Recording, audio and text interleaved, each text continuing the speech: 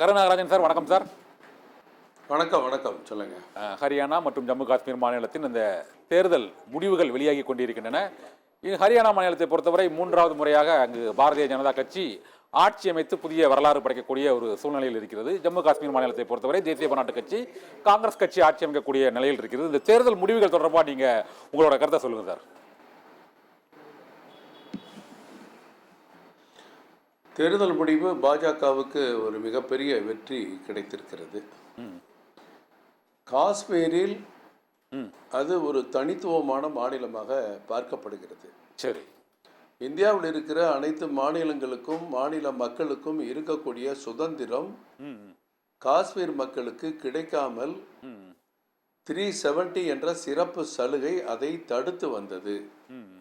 நம் நாட்டோடு பூலோக ரீதியில் இணைந்திருந்தாலும் ஜனநாயக மரபுகளுக்கு அப்பாற்பட்டு அங்கே இருக்கிற மக்களுக்கான சலுகைகள், மத்திய அரசின் திட்டங்கள் கிடைக்காமல் இருந்தன. இதற்கெல்லாம் தடையாக இருந்தது 370 மற்றும் 5A சிறப்பு சலுகைகளை மத்திய அரசு, பாரதிய ஜனதா கட்சியினுடைய அரசு மிக பெரும்பான்மையோடு அரசியல் இயக்கங்கள் மற்றும் ஆதரவு கட்சிகளின் ஆதரவோடு அந்த 370ஐ ரத்து செய்தது. இந்த 370 ரத்து என்பது இந்திய நாட்டின் தொடர்ந்து ஒரு பயங்கரவாத தாக்குதலுக்கு உள்ளாக்கப்படுகிற பகுதி, ஒட்டுமொத்த நாட்டினுடைய அந்த கண்ட்ரோல்ல இல்லாத ஒரு பகுதியாக இருப்பது அனைவருக்குமே ஒரு ஆச்சரியத்தையும் வேதனையும் அளித்து வந்தது. இந்த 370 ரத்துக்கு பிறகு அங்கே பயங்கரவாதம் ஒடுக்கப்பட்டது, அப்பாவி மக்கள் கொல்லப்படுவது தடுக்கப்பட்டது. ஒரு முக்கியமான சுதந்திரமான ஒரு செயல்பாடுகள் அங்கே மத்திய அரசின் மூலம் அந்த மாநிலத்திலே நிலைநாட்டப்பட்டது. சுற்றுலா வேகம் எடுத்தது. புதிய புதிய திட்டங்கள், பாலங்கள், நெடுஞ்சாலைகள், ரயில்வே மேம்பாலங்கள் விரிவாக்கம் செய்யப்பட்டு சுற்றுலா பயணிகள் ஏறத்தாழ கோடிக்கணக்கான பேர் காஷ்மீருக்கு மீண்டும் படையெடுத்து வருகிற சூழல் உருவானது. ஆப்பிள் உற்பத்தி அதிகப்படுத்தப்பட்டது. புதிய தொழிற்சாலைகள் கொண்டு வரப்பட்டது. அங்கே இருக்கிற பட்டியல் சமுதாய மக்களுக்கு அங்கே அரசியல் வேலை கிடையாது என்ற நிலையை மாற்றி அவர்களுக்கு வேலை வாய்ப்பு வழங்கப்படுகிற சட்டங்கள் கொண்டு வரப்பட்டது. இப்படி பல்வேறு வகைகளில் காஷ்மீர் இந்த இந்தியாவினுடைய சட்ட வரம்பிற்குள், ஜனநாயக வரம்பிற்குள் கொண்டு வரப்பட்டது என்று சொன்னால் அந்த 370 பிரிவு மற்றும் 5A பிரிவை நீக்கியதன் மூலம்தான் அது சாத்தியப்பட்டது. அதற்கு பிறகு நடக்கிற தேர்தல், இந்த தேர்தலில் வெற்றி தோல்வி என்பது ஒரு பக்கம் நியாயத்தை நிலைநாட்டுகிற நாட்டு மக்களுக்காக, காஷ்மீர் மக்களுக்காக, இந்திய உரிமைக்காக,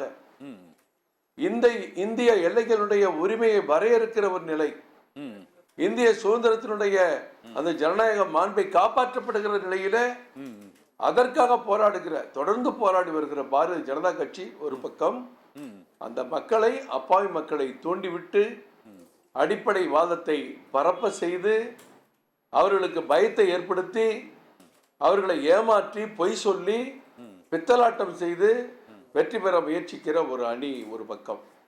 ஏற்கனவே அகில இந்திய அளவில் இருக்கக்கூடிய கட்சியான காங்கிரஸ் கட்சியும், ஏற்கனவே காஷ்மீரில் ஆண்ட கட்சியுமான பரூக் அப்துல்லா கட்சியும் கூட்டணி அமைத்து இன்றைக்கு ஒரு வெற்றியை ஈட்டி இருக்கிறார்கள்.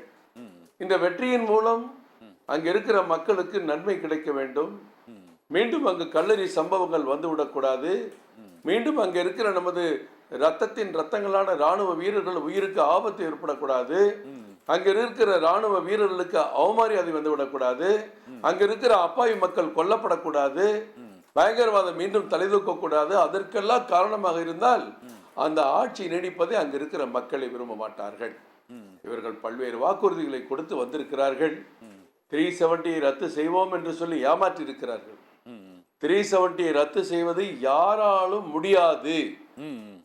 யார் வெற்றி பெற்றாலும் முடியாது. அது நடக்காத ஒரு காரியம். 370 ரத்து என்பதை மீண்டும் கொண்டு வர அந்த சலுகையை வழங்க முடியாது.